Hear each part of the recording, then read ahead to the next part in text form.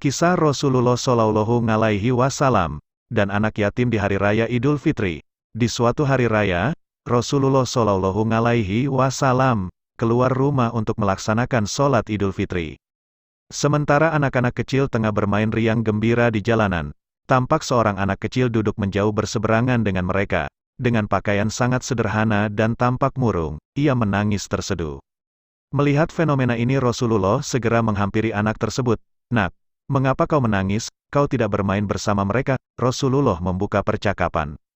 Anak kecil yang tidak mengenali bahwa orang dewasa di hadapannya adalah Rasulullah menjawab, "Paman, ayahku telah wafat." Ia mengikuti Rasulullah dalam menghadapi musuh di sebuah pertempuran. Tetapi ia gugur dalam medan perang tersebut. Rasulullah Shallallahu Alaihi Wasallam terus mengikuti cerita anak yang murung tersebut.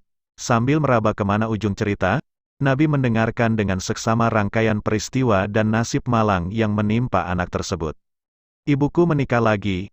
Ia memakan warisanku, peninggalan ayah, sedangkan suaminya mengusirku dari rumahku sendiri. Kini aku tak memiliki apapun, makanan, minuman, pakaian, dan tempat tinggal.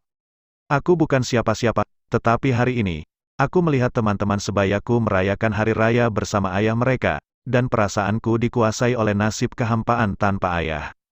Untuk itulah aku menangis." Mendengar penuturan ini, batin Rasulullah terenyuh.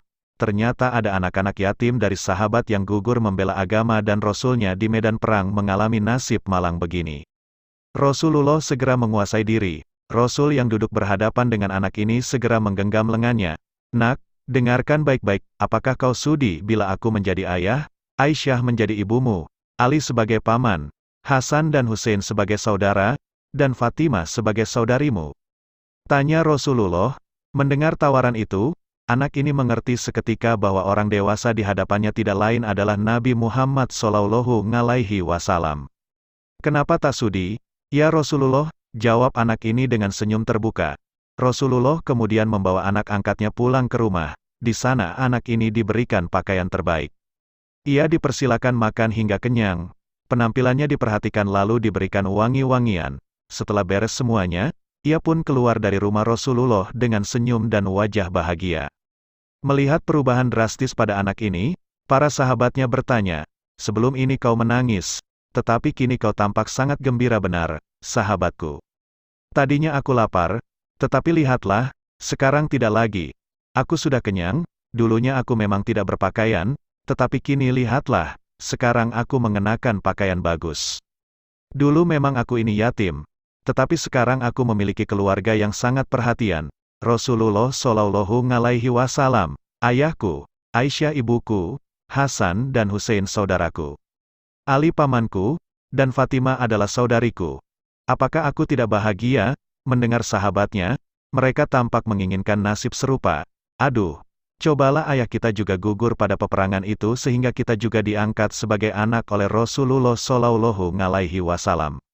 Waktu terus berjalan, usia semakin bertambah. Kebahagiaan anak ini pun lenyap ketika selang beberapa tahun setelah itu Rasulullah Shallallahu Alaihi Wasallam meninggal dunia. Meratapi kepergian ayah angkat paling mulia ini, ia keluar rumah seraya menaburkan debu di atas kepalanya.